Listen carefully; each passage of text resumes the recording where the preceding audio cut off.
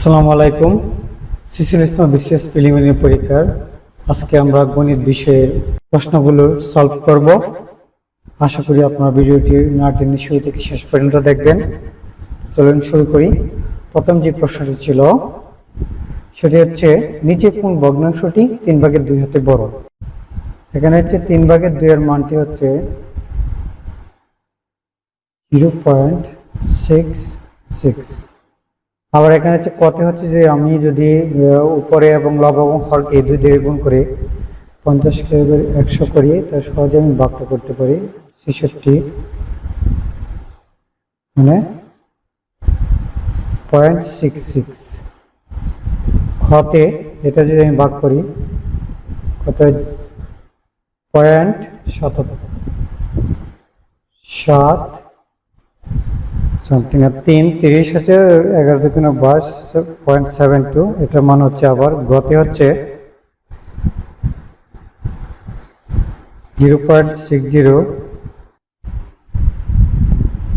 আবার এটা দেখা যাচ্ছে যে 27/13 মানে অর্ধেকের চেয়েও কম এটার মান। এটা ভাগ করলে হচ্ছে 0.48। তো দেখা যাচ্ছে আমরা 0.66 হতে বড় শুধু ক অপশনটি, মানে উত্তর হচ্ছে 11/8। এই প্রশ্নটি 18তম বিশেষ পরীক্ষায় এসেছে, এটি রিপিট করা হয়েছে। দ্বিতীয় প্রশ্নটি ছিল, বার্ষিক 5% হার মুনাফা 400 টাকা 2 বছরের চক্রবৃদ্ধি মূলধন কত? তো এখানে হচ্ছে মূলধন হচ্ছে 400 টাকা, আর তো আমার কয় বছর 2 বছরের চক্রবৃদ্ধির মূলধন চেয়েছে, মানে লাভে আসলে কত। তাহলে প্রথম বছরান্ত শেষে লাভ কত? 400 টাকা 5%, মানে 400 টাকা 5% করলে কত হচ্ছে? 400 গুণ 0.2 টাকাটা কত? তো প্রথম বছরে হচ্ছে লাভ হচ্ছে 20 টাকা। তাহলে দ্বিতীয় বছরান্তে লাভ কত? দ্বিতীয় বছরান্তে তার মূলধন কত হবে? যে লাভ, এই লাভটা হচ্ছে যোগ করতে হবে, 400 যোগ 20 মানে কত? 420 টাকা। তাহলে দ্বিতীয় বছরে তার লাভ কত হচ্ছে? 420 টাকার 5%, 420 এর 5% কত হয়? 5 দুগুণে 10 2 42 টাকা, 21 টাকা, মানে হচ্ছে 21 টাকা। তার মানে প্রথম বছরে হচ্ছে লাভ 20 টাকা, দ্বিতীয় বছর হচ্ছে লাভ হচ্ছে 21 টাকা। তোমার মোট লাভ হলো কত? 20 আর 21 হচ্ছে 41 টাকা লাভ। আবার আসল হচ্ছে কত? 400 টাকা। তার মানে আমার লাভে আসলে কত হচ্ছে? 441 টাকা। উত্তর খ, 441 টাকা। তৃতীয় যে অঙ্কটি ছিল, 100 হতে বড় দুটি পূর্ণ সংখ্যার যোগফল 300 হলে সংখ্যা দুটির অনুপাত কত? এটা হচ্ছে অপশন টেস্ট করে করা যায়। দেখেন যে দুটি পূর্ণ সংখ্যার যোগফল যে 300 বললো, যে অবশ্যই অনুপাতগুলোর অপশনে দেখবো যে অনুপাতগুলোর যোগফল দ্বারা 300কে ভাগ করলে কোনটা মিলে। দেখেন 1 এবং 9 এর অনুপাতের যোগফল 10, 10 দিয়ে 300কে ভাগ করলে মিলে যাচ্ছে। হ্যাঁ, কিন্তু এখানে সংখ্যাটি হচ্ছে, একটি হচ্ছে আমি যদি ধরি একটা হচ্ছে 1x, একটা হচ্ছে 9x, তাহলে কত হচ্ছে? 10x সমান হচ্ছে 300। তো x এর মান হচ্ছে কত? 30। তো একটি সংখ্যা 30 হলে আরেকটি সংখ্যা কত? 270। কিন্তু এখানে বলেছে 100 হতে বড়, তাহলে এটা হবে না। 5 এবং 2 যোগ করলে 7, 7 দিয়ে 300কে ভাগ করলে মিলে না, এটাও হবে না। 3 এবং 2 যোগ করলে কত হচ্ছে? 5, এটা দিয়ে 300কে ভাগ করলে মিলে যাচ্ছে। তার মানে কি সংখ্যা দুটি কি হচ্ছে? একটি যদি 2x হয়, একটি যদি 3x হয়, তাহলে আমার যোগফল হচ্ছে 5x = কত? 300। তো x সমান কত? 7। তাহলে একটি সংখ্যা হচ্ছে 120, আরেকটি সংখ্যা হচ্ছে 180। তার মানে 120 এবং 180 দুইটাই কি 100 হতে বড়, তার মানে এটাই সঠিক উত্তর। 3 এবং 5 যোগ করলে হচ্ছে 8, 8 দিয়ে 300 ভাগ করলে মিলে না, এটা হবে না। তার মানে সঠিক উত্তর হচ্ছে 2:3। 4 নম্বর যে অঙ্কটি ছিল সেটা হচ্ছে 4x² - 7x + 12 ≤ 0 এর সমাধান সেট কত। তো আমরা লিখতে পারি x² - 7x + 12 = 0 বা x² - 4x, মিডিল টার্মের অঙ্ক, প্লাস 12 = 0 বা x কমন নিলে x - 4 - 3 x - 4 = 0 বা x - 4 x - 3 = 0। তার মানে x এর মান কি আসছে, x = 4 এবং 3। তার মানে আর আমরা জানি সমাধান সেটে যদি লেস দেন ইকুয়াল থাকে তাহলে সেটা কি হচ্ছে, আমরা বদ্ধ ব্যবধি ইউজ করব, এটা ইউজ করব। তো দুই ক্ষেত্রে যেহেতু 3 এবং 4, x এর মান 3 এবং 4, তাহলে আমরা সঠিক উত্তর হচ্ছে গ, 3, 4। 5 নম্বর যে অঙ্কটি ছিল x² + y² + z² = 2, x² + yz + z = 1, তাহলে এর মান আমার চেয়েছে। তার মানে আমি এটাকে সূত্রের মাধ্যমে ভেঙে ফেলি। x + 2y² সমান হচ্ছে x² + 4xy + 4y²। তদ্রূপভাবে আমি এই টার্মটাকে যেমন ভেঙেছি, এটাকে ভাঙলে কত হয়, y² + 4yz + 4z², এবং এটাকে ভাঙলে কি হচ্ছে z² + 4zx + 4x²। আমি যদি দেখা এটা যোগ করে ফেলি, x² + y² + z² + 4, এখানে হচ্ছে xy yz zx সব থেকে আমি 4 কমন নিই, xy + yz + zx প্লাস, আবার এখান থেকে সবগুলো থেকে এই যে এই টার্মগুলা কমন নিয়ে নিই, নিচ থেকে যাবে x² + y² + z²।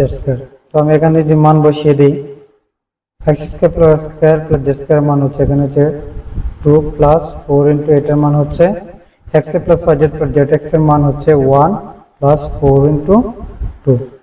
এখানে কত হচ্ছে, আমার ক্যালকুলেশন হলো 14 হচ্ছে। তো 14। 6 নম্বর যে অঙ্কটি ছিল এটি অপশন টেস্ট করে করা যায়, যেমন 3x - y = 3, 5x + y = হচ্ছে 21 হলে x এর মান কত। তাহলে আমি যে কোনো এখানে মানগুলো আমি যে কোনো একটা সমীকরণে বসাই, যেমন 5x + y = 21, যেমন 5x + y = 21, এখানে যদি আমি x এর মান 2 বসাই, দেখো 5 × 10 আর 5 কত হচ্ছে 15, মানে 21 হচ্ছে না, তার মানে এটা হচ্ছে না। দ্বিতীয়ত যে x এর মান 2 এবং y এর মান 6 বসালে কি হচ্ছে 5 × 10 আর 6 16 হচ্ছে না, এটাও বাদ। গতে যেটা ছিল মানটা বসাই, x এর মান 3, 3 × 5 = 15 আর 5 20 হচ্ছে, এটা হচ্ছে না। আর ঘতে যে x এর মান 3 বসাই এবং y এর মান 6 বসাই, 3 × 5 = 15 আর 6 21, তার মানে এটাই হচ্ছে, এটা হচ্ছে সঠিক উত্তর। এখানে এগুলো হচ্ছে মুখে মুখে করা যায়।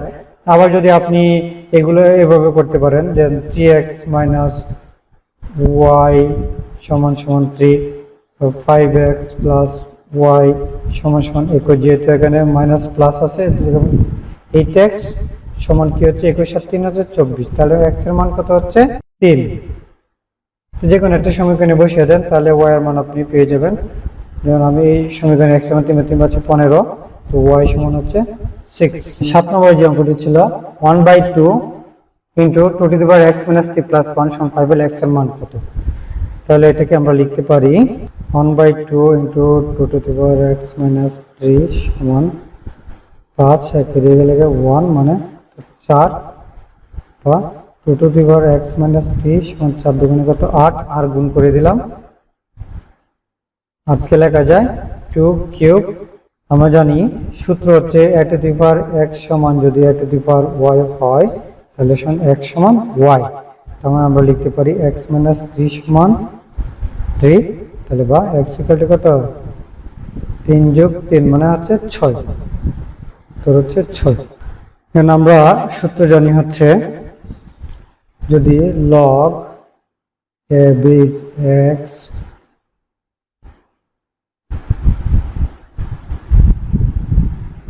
সমান n হয় তবে x সমান log, তবে x সমান হচ্ছে n। তাহলে সূত্র অনুযায়ী আমরা লিখতে পারি, এটাকে আবার ভেঙে লিখে যায় কত 10/3। সূত্র অনুযায়ী হচ্ছে x সমান √8 10/3। √8 কে লেখা যায়, 8 কে আমরা ভেঙে লিখতে পারি 2³ 10/3 সমান হচ্ছে 2 উঠে দিলে 3/2 ইন্টু 10/3। 3 কাটা তো 5, 2 এর পাওয়ার কত হচ্ছে 5 টু 5 সমান আমরা জানি 32। তো উত্তর হচ্ছে 32। 9 নম্বর যে অঙ্কটি ছিল, 1 হতে বড় 1000-এর মধ্যে কতগুলো সংখ্যা আছে যারা 16 দ্বারা বিভাজ্য নয় কিন্তু 30 দ্বারা বিভাজ্য।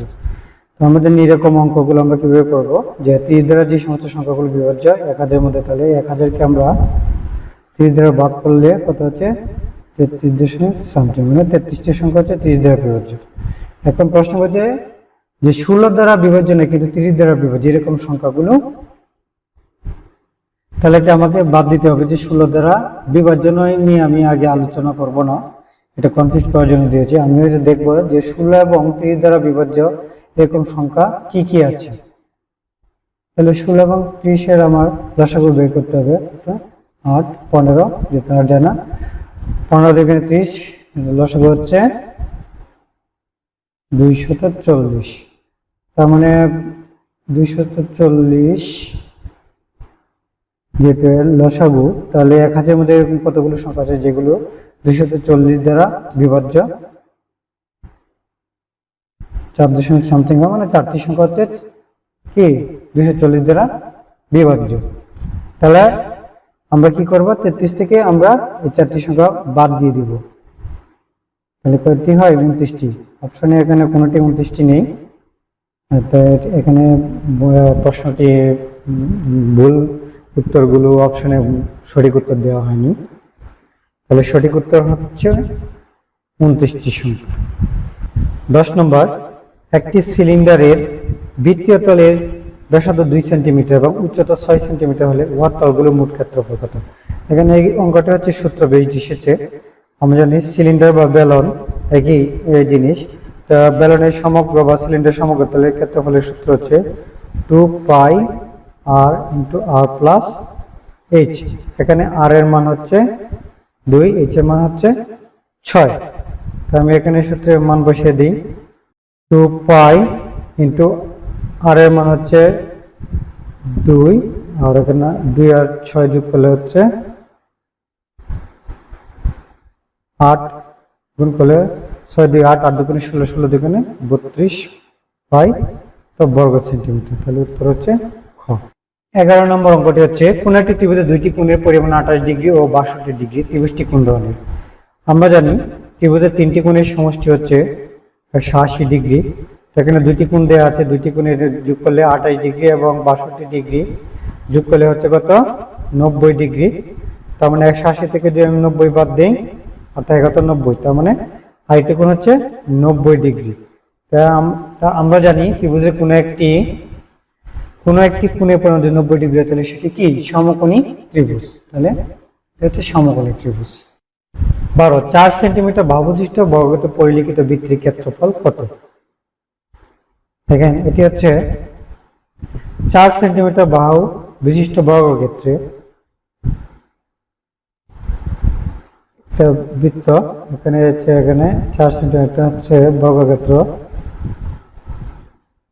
সমান হয়নি বোঝানোর জন্য আর কি হলো। তাহলে প্রত্যেকটা বর্গক্ষেত্র প্রত্যেকটার ইয়ে হচ্ছে কি পরিমাণ 4 সেন্টিমিটার।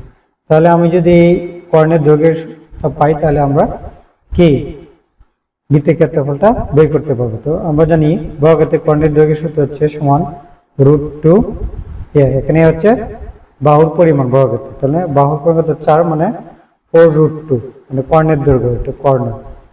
তো কর্ণকে যদি আমি 2 দ্বারা ভাগ করি তাহলে তো ব্যাসার্ধ পেয়ে যাবো r সমান এটাকে যদি আমি 2 দ্বারা ভাগ করি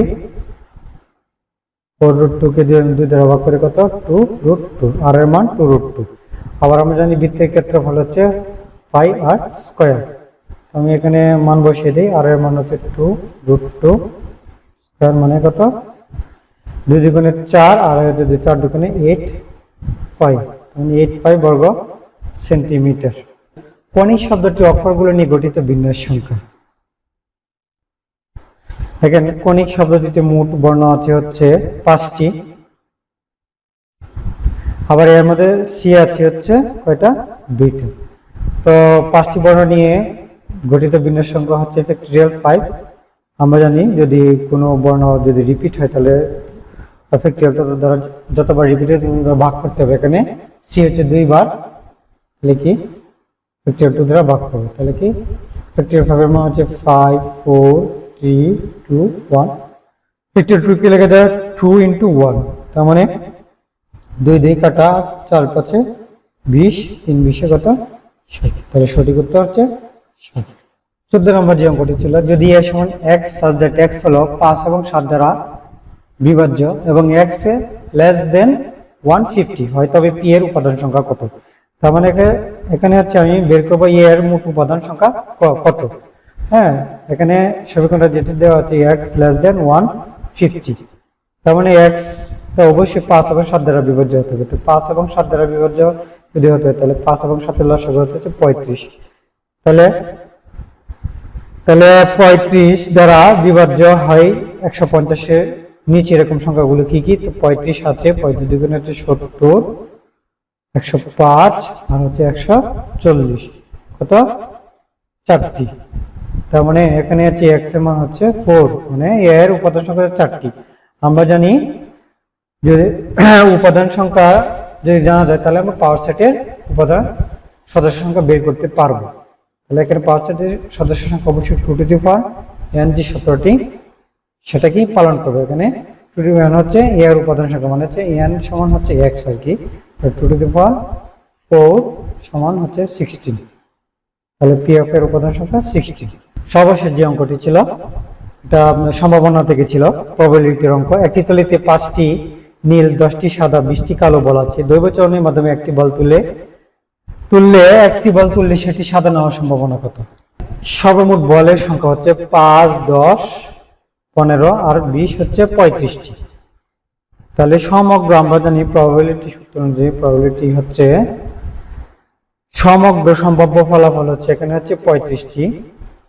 আর প্রশ্নে বলেছে সেটি সাদা না হওয়ার সম্ভাবনা, যেহেতু সাদা 10টি হওয়ার সম্ভাবনা, তো 10টি আমি বাদ দিয়ে দিব, তো বাকি থাকে নীল 5টি, 20টি কালো। তো 20 আর 5 যোগ করলে কত হয় 25টি। 25 ভাগ করলে 5 দিয়ে যদি করি, এখানে কাটলে হচ্ছে 5 5 25, 5 7 35, 5/7 সঠিক উত্তর 5/7। আশা করি ভিডিওটি আপনাদের ভালো লেগেছে। সবাই ভালো থাকবেন। আসসালামু আলাইকুম।